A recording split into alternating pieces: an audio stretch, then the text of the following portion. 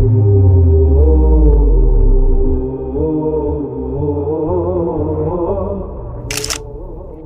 qachon bizda musulmon bilan kofir barobar emas. Bugun ba'zi johillar aytadi-ku, biz hozir teng huquqlilik davlatida yashayapmiz, demokratik nizomda. Hamma teng huquq deydi. Endi shu teng bo'ladi degan gapida to'xtasa ham qaniydi, turib bersa ham yo'q. O'sha gapida ham turib bermaydi, o'sha gapida ham to'xtamaydi, balki ularning nazdida ko'rlar va karlar kofir bo'lib yurish afzalroq. Shuning tasdig'i qarang voqelikdan. Kofirlarga, musulmonlarga mumkin emas narsalar mumkin. Kofir odam soqol qo'yib yurgan bo'lsa, uni soqolingiz bor ekan deb ushlasa, "Men kofirman" desa, "Ha, kofirmisiz? Yaxshi qo'yib yuboradi." Bir nasroniy soqol qo'yib yurgan bo'lsa, musulmonga mumkin emas. Bir popti xotini hijobda yurgan bo'lsa, uni qo'yib yuboradi, musulmonga mumkin emas. Inglizcha, ruscha o'rgansangiz, o'rgatsangiz, bilgansiz qilavering. Kofirning tili. Qur'on tili, arabchani o'rganing, o'rgating. Taqiqlangan diniy materiallar deb qamashni boshlaydi. Katta jinoyatchini ushlagandek, mol-mulkni uydan topdik deb televizordan chiqaradi. Fransiyadan kelgan sarqit konstitutsion tuzumni qomusimiz deydi. U kur karlarning qomusi vaholanki. Allohdan kelgan qomusimiz, Qur'onda esa bu 6-asrdagi narsa. Hozirgi zamonga to'g'ri kelmaydi deydi. Kofirdan kelgan narsani Allohdan kelgan narsadan teng qilishni ham qo'ying, afzal qo'yaradi balki. Kofirdan kelgan narsani Allohdan kelgan narsadan teng qilishni ham qo'ying, afzal qo'yaradi. Sizi kurtarmayacak sizin dininize ya dönün Rabbinize ya da veil olsun size İslam bizim dinimiz. Keyin aytadiki, hal yastaviyani masalan. Ana shu ikki toifa, ikki firqa misolda teng bo'ladimi? Savoldan maqsad inkor. Teng bo'lmaydi. O'ylab ko'r degani. O'zimizda ham aytadiki, o'zing aytchi, endi mana shu bilan mana shu barobarmi endi deydi. Agar kimdir sizga shu savolni bersa, demak javobi ma'lum degani, o'zingizdan bilasiz uni degani. Mana shu savol, ya'ni haqiqiy voqelikda hisda qaraylik. Ko'r bilan kar odam masalan. Tabiiyki, ko'radigan, eshitadigan odamdek bo'lmaydi-ku, buni nogiron deyiladi, to'g'rimi? Ko'r kar odamni. Ana shuning uchun qarasangiz hamma ularga o'ylab muomala qiladi. Ya'ni hamma ularga shuni inobatga oladi ko'r karlik. Ya'ni ularda bir nuqsonlik deb bilinadi. Hech kim bu ko'radigan bilan va eshitadigan bilan barobar u demaydi. Yoki undan afzal demaydi uni, to'g'rimi? Hamma biladi bu narsani.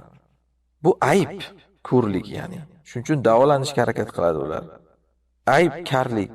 Shuning uchun davolanishga harakat qiladi. Endi hissiy ko'rlikda va karlikda buni aybligini, ular bir kam ta'minlanganini, ya'ni jismoniy ma'noda va bundan qutulishga harakat qilinish kerakligini hamma biladi-da, nimaga qalban ko'rlik va karlikni ayb deb bilmaydi odamlar? Yuraveradi ko'r bo'lib, Allohning oyatlarini ko'rmaydi, Allohning oyatlarini eshitmaydi. Yuraveradi, eshitma deydi balki. Karlikda yaxshi sanaydi. Va balki shu eshitmagani, yetmaganidek shuni afzal sanaydi-da, eshitmaslikni va ko'rmaslikni. Voqeligida ko'rligida hech kim ko'zi ochiqlikdan afzal sanamaydi-ku. Karlikni quloq eshitishdan afzal sanamaydi-ku. Sizga aytsam hozir, keling ko'r qilamiz sizni desam. Nimaga ko'r qilar ekansiz? Ko'zim kerak menga deysiz. Keling quloqingizni kar qilamiz desam, nimaga kar qilasiz? Quloqim kerak menga deysiz. Nimaga endi o'sha vaqtinchalik dunyo uchun ko'zni, quloqni kerak deydi-da, abadiy hayot uchun qalb ko'zini ochmaydi. Ko'r bo'lib yuraveradi. Qalb quloqni ochmaydi, karlikni afzal sanab yuraveradi. O'zing tan olding-ku, tengmas, ko'radigan, eshitadigan bilan ko'rmaydigan kar. Xuddi shuningdek mo'min odam ham kofir bilan teng bo'lmaydi. Nimaga lekin o'sha kufr botil yo'lini afzal sanab yuraverasan? Endi mana shu oyatdan bu ikki toifani teng bo'ladimi deb Alloh teng bo'lmaydi deb inkor qilayotganidan bir foyda olamiz. Hech qachon bizda musulmon bilan kofir barobar emas. Bugun ba'zi johillar aytadi-ku, biz hozir teng huquqlilik davlatida yashayapmiz, demokratik nizomda. Hamma teng huquq deydi. Alloh aytayaptiki, hal yastaviyani masala, bu ikkalasi teng bo'ladimi deb qarang. Bular aytadi, teng bo'ladi. Endi shu teng bo'ladi degan gapida to'xtasa ham qaniydi, turib bersa ham yo'q. O'sha gapida ham turib bermaydi, o'sha gapida ham to'xtamaydi, balki ularning nazdida ko'rlar va karlar kofir bo'lib yurish afzalroq. Ko'rish va eshitishdan ko'ra. Shuning tasdig'i qarang voqelikdan. Kofirlarga, musulmonlarga mumkin emas narsalar mumkin. Kofir odam soqol qo'yib yurgan bo'lsa, uni soqolingiz bor ekan deb ushlasa, men kofirman desa, ha, kofirmisiz, yaxshi qo'yib yuboradi. Bir nasroniy soqol qo'yib yurgan bo'lsa, musulmonga mumkin emas. Bir popni xotini hijobda yurgan bo'lsa, uni qo'yib yuboradi, musulmonga mumkin emas. Inglizcha, ruscha o'rgansangiz, o'rgatsangiz, bilgansiz qilavering. Kofirning tili. Qur'on tili, arabchani o'rganing, o'rgating. Taqiqlangan diniy materiallar deb qamashni boshlaydi. Katta jinoyatchini ushlagandek, mol-mulkni uydan topdik deb televizordan chiqaradi. Alloh teng bo'ladimi deyapti, qarang. Bular teng qilishni ham qo'ying, afzal qiladi balki kofirni, ko'r va karlarni. Fransiyadan kelgan sarqit konstitutsion tuzumni qomusimiz deydi. U ko'r karlarning qomusi vaholanki. Allohdan kelgan qomusimiz, Qur'onda esa bu 6-asrdagi narsa. Hozirgi zamonga to'g'ri kelmaydi deydi. Kofirdan kelgan narsani Allohdan kelgan narsadan teng qilishni ham qo'ying, afzal qilib balki. Vaholanki Alloh aytibdi-ki, bular teng bo'larmidi o'zi? Hali afzal qilishni qo'y, sen esa afzal qilib yubording bugun. Biror joyda arabcha yozuv bo'lsa, sen Arabistonda yashayapsanmi deydi. Aslida ularning nafrati Arabistonga emas, Qur'onga, sunnatga. Lekin bir joyda ruscha, xitoycha yozuv yozilsa, bu tijorat bu. Bu zamonaviy davlatda yashayapmiz biz. Hamma o'zini istaganini qiladi, teng huquqlilik deydi. Bu hech qanaqa tenglik emas aslida, balki ochiqdan ochiq o'sha ko'rlik va karlikni, ya'ni kufr yo'lini ustun ko'rish va eshitish yo'lidan, ya'ni mu'minlar yo'lidan.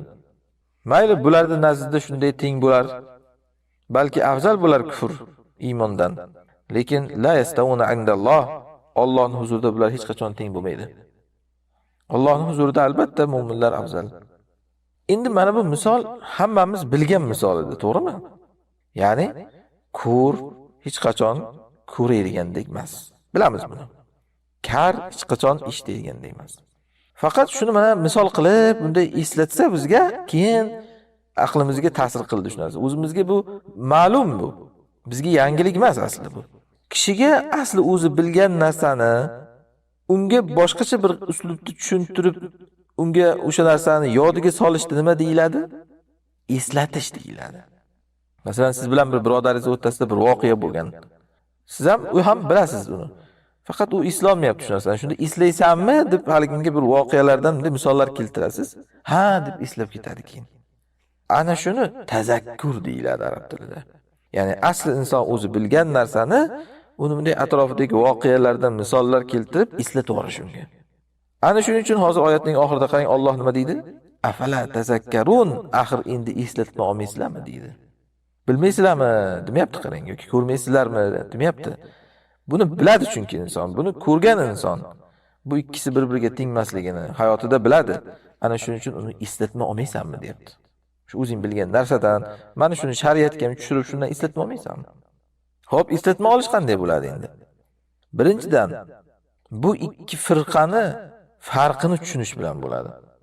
Yuqorida aytganimizdek, hech qachon kofirni afzal qilma mu'mindan. Uning yo'lini ham yoki balki ularni teng ham qilma bir-biriga. Ana shu eslatma olish bilan eslatma olish bo'ladi. Ikkinchidan, shunga ko'ra yasha endi o'zing. Iymon yo'lini ixtiyor qil, shunda yasha. Buyurilgan ishlarni qil, qaytarilgan ishlardan tiyil. Kofir yo'lini tanlama.